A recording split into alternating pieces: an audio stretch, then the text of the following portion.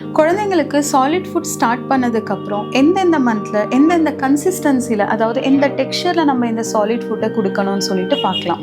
So the first stage starting 6 மந்த்தில் நம்ம solid food கொடுக்கும்போது அதை நம்மளோட பிரெஸ்ட் மில்க்கோ ஆர் ஃபார்முலா மில்க்கு ஈக்குவலான ஒரு கன்சிஸ்டன்சியில் டெக்ஸ்சரில் ஃபுட்டை கொடுக்க ட்ரை பண்ணுங்கள்.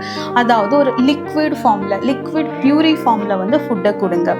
பிகாஸ் குழந்தைங்களுக்கு இது ஒரு டிரான்சிஷன் ஸ்டேஜ். பிரெஸ்ட் மில்க்லேருந்து ஃபஸ்ட் டைம் அவங்க சாலிட் ஃபுட்டுக்கு வரும்போது அதே டெக்ஸ்சரில் நீங்கள் ஃபுட்டை கொடுத்தீங்கன்னா வாட்ரியாக ஒரு பியூரி ஃபார்மில் எந்த சங்க்ஸும் இல்லாமல் எந்த ஒரு டிஸ்டர்பன்ஸும் அவங்களுக்கு இல்லாமல் பியூரி ஃபார்மில் நீங்கள் கொடுக்கும் போது அது அவங்க மெழுங்கவும் சரி அவங்க டைஜஷனுக்கும் சரி ரொம்பவே ஈஸியாக இருக்கும்.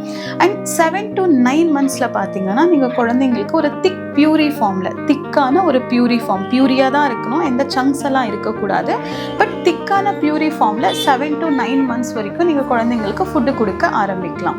9 to 12 மந்த்ஸில் பார்த்தீங்கன்னா ஸ்லோவாக பாயில்டு வெஜிடபிள்ஸோ இல்லை மேஷ்டு ஃபுட்ஸ் ஃபுல்லாக பியூரியாக பண்ணாமல் நம்ம குழந்தைங்களுக்கு ஃபுட்டை மேஷ் பண்ணி இல்லை பாயில்டு வெஜிடபிள்ஸ், ஃபிங்கர் ஃபுட்ஸ் இந்த மாதிரி கொடுத்தீங்கன்னா ஈஸியாக இருக்கும்.